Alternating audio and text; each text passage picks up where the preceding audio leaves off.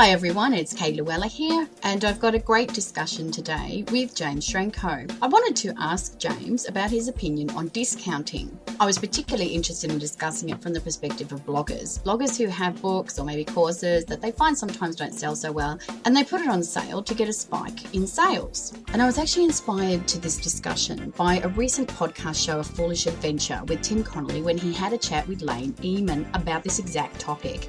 Now, their interview went for, I think it was over an hour, and I'm actually a really big fan of Lane Eman. She's got a huge amount of products, and I first came across her when I featured her in my first video workshop, Bloggers Who Podcast for Success.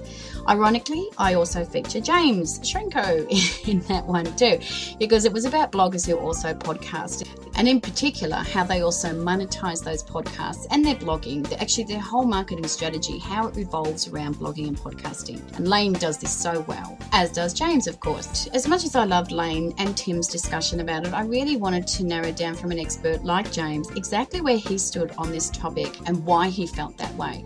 So this interview is going to fill all those gaps for you if you're not sure. He comes up with some fantastic ideas and strategies. So if you want to know more about James Schramko, make sure you get over to his paid forum, fastwebformula.com. And don't forget, you can subscribe to bloggerinterviewspodcast.com, where you can have it come straight into inbox every week, every interview I put out. Alternatively, you can just subscribe through iTunes, which I imagine is most of where my listeners are coming from at the moment. So if you are listening from an iTunes podcast, make sure you get in there and put a review down there if you enjoy what you hear.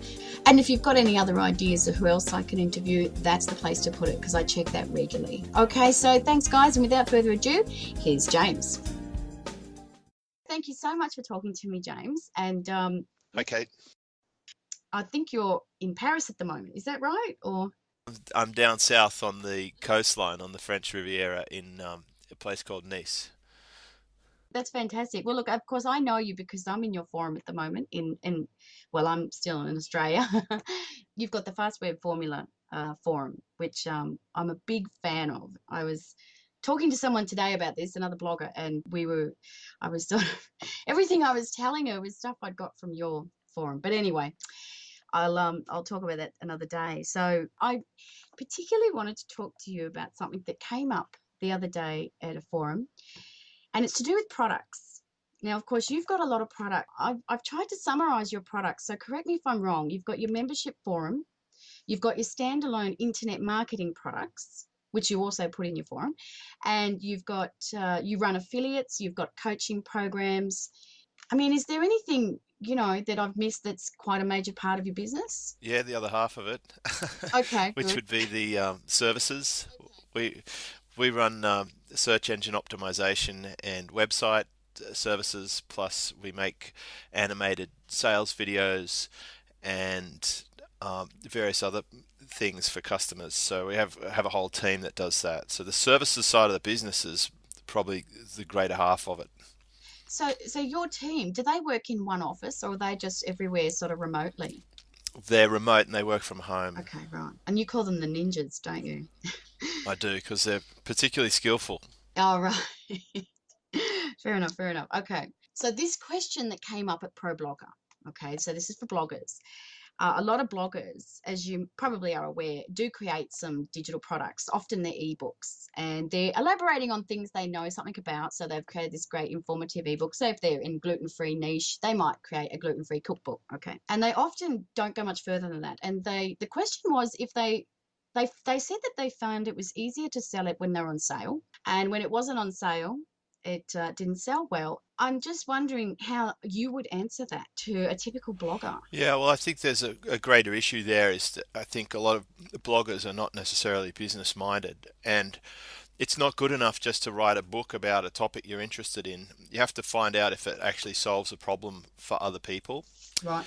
And a sale is only one type of promotion, and it's one that I actually almost never ever use, because it is almost a financial apology for your product. It's like saying, well, my product's not really worth what I'm asking, so I'm going to give you a huge discount. And I don't actually think that's the right way to position my products. My products are better than average products, and they're worth every cent, if not 10 times more what I ask for them.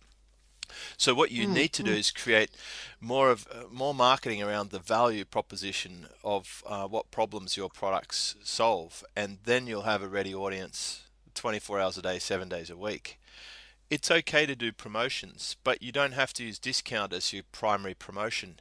You can have value adds. You can have complementary offers. So you could have extra or additional things bundled in with your product instead of having to lower the price. I mean, I'm only, look, I've heard this too, though. I was looking at, I don't know if you've heard of Kelly McCausey, and she's a great blogger over in the US, and she runs a few products. She's quite good. And she sort of said recently she'd put everything on half price for, I think it was like 30 days, maybe 10 days, and that the sales went through the roof too, which is what she wanted because I guess she felt there was people hanging back, and that maybe when she put it on sale, they'd come forward, or and maybe she wanted to get a spike in activity. And so you're saying that really she shouldn't have done that. Well, I'm saying, imagine the person who paid the full price, and how would they feel about Kelly McCausey today? Right. Okay. Yeah.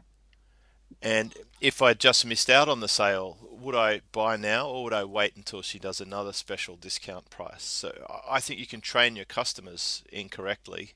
So I Yeah. think it's a very dangerous strategy, Mm, and almost always discount is a race to the bottom. So and what type of customer is she attracting if they weren't going to pay at the full price but they buy at a special? mm. Are they buying it because it's cheap, or are they buying it because it's the right product for them? And if you look at the companies like Groupon or Deal of the Day or whatever type of discount sites, I think those sites are on a very dangerous business model, because if you look behind the scenes, you'll see that quite a lot of the customers that buy the products should never have purchased that product, and they were, yes, they're motivated by a cheap price, but that's not a lifetime customer. That's a one-time customer who probably never consume or use the product. Mm, I'm sure a lot of these discount buyers will never even open an ebook, mm. and that's probably not the type of customer that I'd be looking to attract. Right. I like a long-term customer Yeah.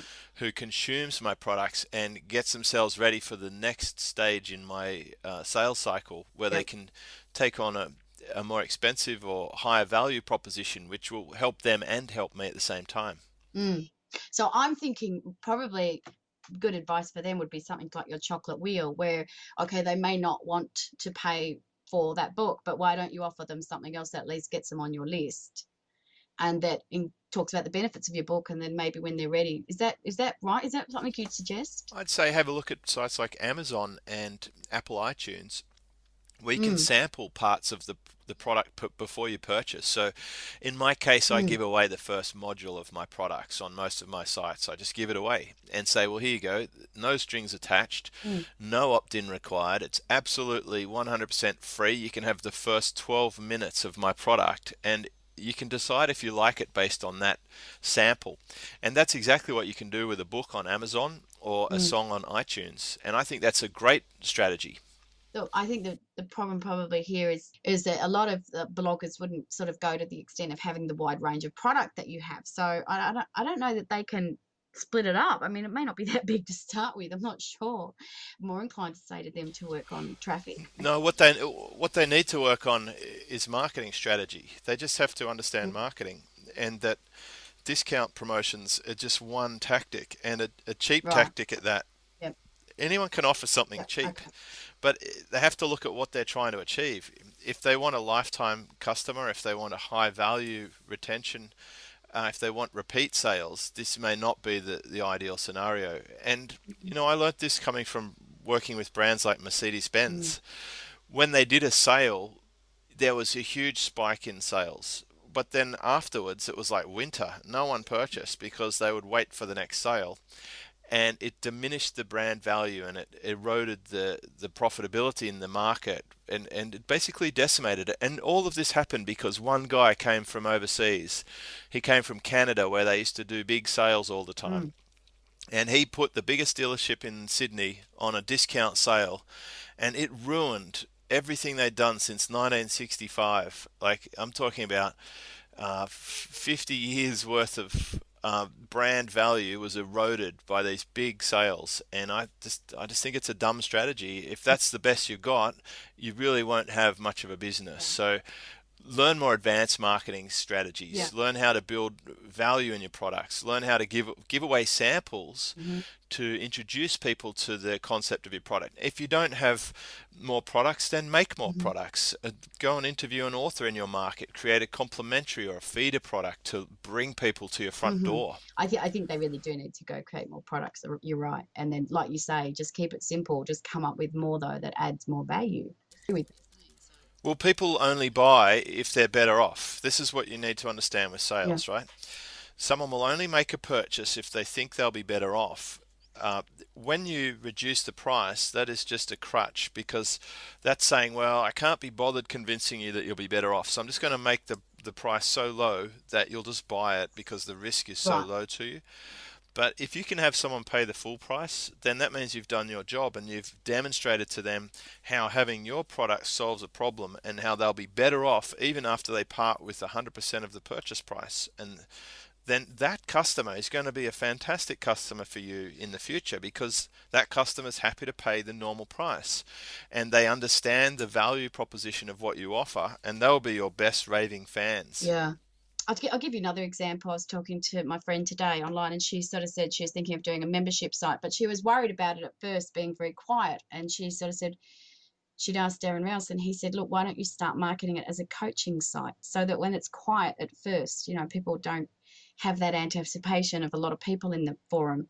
It's prudent advice because for a newbie, there's a lot of fear involved with creating new products. Is what if they don't work? But you just got to give it a go, I suppose. Is that what you would say to a blogger? Just give it a go, or No, I'd say get someone to pay you money for it before you make it, and that reduces the chance that you'd create something that no one wants. right, right. So how would you implement that strategy? Like say with a membership site, you would just take orders first, or put feelers out, or surveys, or what do you mean by that? Yeah, well, you'd observe what's going on in the market. What do people already pay for that you think you could do a better job of? That, could Yeah, you create something that solves people's challenges better? yeah, I did that with my internet marketing forum. I had a look at all the internet marketing forums that I could find. I joined them. I participated. I've made a list of all the things that I thought sucked about them, right. and I listened to, I looked at all the people's posts and complaints and grievances and unmet needs, and then I created what I felt was the perfect solution. And Yeah, one of the biggest things I identified that people do wrong with forums is they create a forum and then they never show up. right. And I quite proudly post every single day into my forum, where Mm, practical. If I've got an internet connection and I'm not on an aeroplane or something, I will post in my community every single day. And I mm, have done for over 4 years. And mm, that kind of consistency and needs being met retains lifetime customers. So that mm, was my take on the market. So in the case of a blogger, find out what's out there that that is good but not that great that people already buy, and then you come up with your point of difference. What makes yours solve the customer's problem better than the other person, and then you move into that space and put up your offer, and you can take pre-sales or pre-opening orders. That's when a good time to do your special would be, because you've got a valid reason why it doesn't exist yet or it hasn't been created. So you can legitimately say, okay, it's 50% off because we're not starting until 30 days from today. And if you don't make a single sale, then can the whole project. And if you do make mm. sales, then you've already been paid. So away you go. Yeah, yeah. But so when you say that, I mean, are you saying just to your subscribers, just to your blog subscribers, you put that? To your audience, wherever your market reaches, and hopefully people are building a database or a customer list Yeah, from their blogs, yeah. and that's so easy to do by giving something away, giving away some training or an ebook or a special recording or a webinar recording or whatever. It's easy to exchange email addresses for something of value, and so Mm. start with that, and it can be a really small number. Yeah. See, when you do your email opt-in, do you have a pop-up box? Is that I can't remember. On my primary site, I don't use a pop-up box or a light box, but on some of my other sites, I do. I used to use it more when I used software called Aweber. Because they have a really good built-in Lightbox. Since I changed email providers, I have a different email strategy, and I've put an opt-in offer at the top and the header and the footer of my sites. Almost most of my sites have a clear opt-in request above the fold or along the header that's visible while they're watching my free content. And do you give an incentive to sign up? I actually don't. I don't give a strong incentive to sign up anymore because now I'm getting warm traffic to my sites, and people may have heard of me before, or they may have heard an interview that I do, and they know what they're in for. My main offer is that I'll send them emails with news updates. That's the primary offer. I used to give away a free report, but I found that a lot of people would opt in to get the report and then never open a single email after that. So a far better incentive is some kind of sequential training program. Sure. Okay. Fair enough. I don't know if you know this. Actually, of course you know this. Where do you get most of your traffic right now for your Fast Web Formula membership site? Do you have any distinct place? My superfastbusiness.com blog is the primary traffic referrer for Fast Web Formula. Okay. And so what gets them to that blog? Do you know? Is it just repeat people or? Almost half the traffic is repeat traffic, and the other half comes from multiple sources, such as direct search traffic looking for me or my brands, followed by Google SEO, followed by Facebook, and then YouTube videos, and a variety of other sources, such as PDF distribution. All the things I talk about in Own the Racecourse. Yeah, that's right. Yeah, I understand. So that's the Own the Racecourse strategy, isn't it? To just Yeah, the point is to never be dependent on one source of traffic, because that's very dangerous. If that source of traffic stops, then your business stops. So there's no one that really stands out. You just find that it's really quite even all round. It's really quite.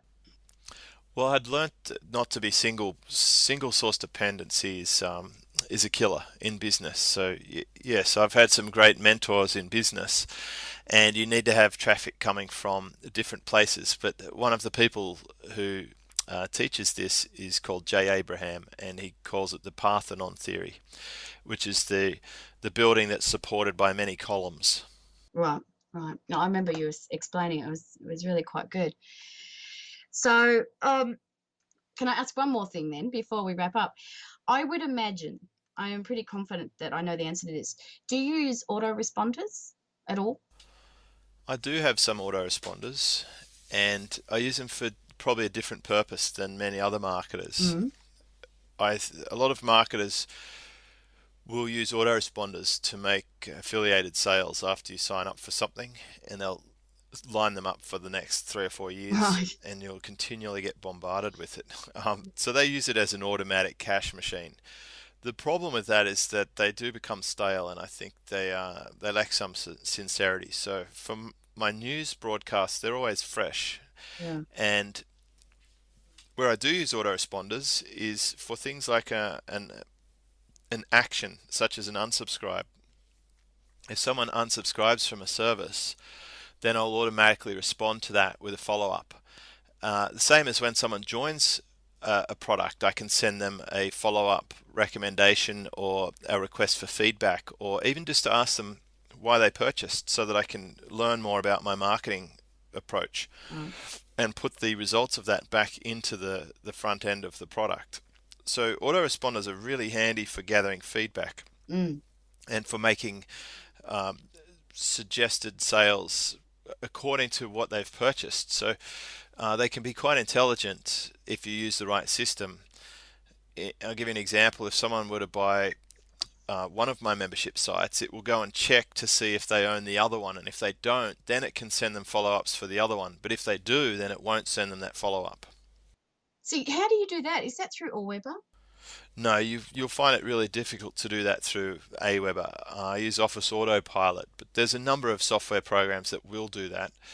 And Office Autopilot I've found to be the easiest to use of a high intelligence level of the software itself. But what's that? Is that an email list thing like Allweber? Is that like MailChimp and that? Or? Exactly. It's a competitor to Aweber and Infusionsoft and MailChimp. Because that's my biggest thing. If you've got two lists, let's say you've got a buyer's list and like a freebies list. So let's say someone opt-ins to your blog to get your newsletters. They go on this newsletter list, and then they go and buy a membership to your forum. So then they're now on that, I guess we'll call it buyer's list. Do they automatically come off the one and go onto the other? Yes, now you can do that with Aweber, but with my system it will tag them, and I use groups, so I can actually say each week I can send out a newsletter, and I think it may have been you who noticed that you'll get a different newsletter if you're a member versus if you're a member of the public, because my Right. tags will control which email you receive. Ah, see, that's really smart. So that's through the Office autopilot that it does that. Yes, Mm, and the good thing about it is, and this is the same reason that you may not have been aware about my SEO business, mm, is that you are having the most relevant conversation with your customers to regarding the product they've purchased. So mm. you will be seeing my internet marketing related newsletters and information. You may not be seeing my other services right now, but you probably will be introduced to them at some point through Right, my system. right. Is that a trigger that goes off like an autoresponder thing, or you just get up one day and go, okay, look, I should broadcast that I've got this new product with SEO, and I'll do that across the board. It's built into my system where you'll get a subtle cross promotion at some point. It'll probably be mentioned in a news video, which will be made fresh. But I think that actually there is coincidentally one coming out today or tomorrow, which mentions the SEO site as an example of something that I was talking about with my internet marketing related information. So people would naturally find out about it and perhaps go and visit it and Um, potentially become a customer. yeah, yeah. Well, that's the whole idea, isn't it? To sort of sell to your people who already trust you and, I guess already like you, and rather than get new prospects. That was something that I learned from you. So, but look, Well, I think of it more in terms of being able to solve more of the customer's problems. Like the same customer is potentially able to buy many different things from you in the related market. So it's a matter of finding out what else they need help with and see if that fits your expertise. very eloquently put.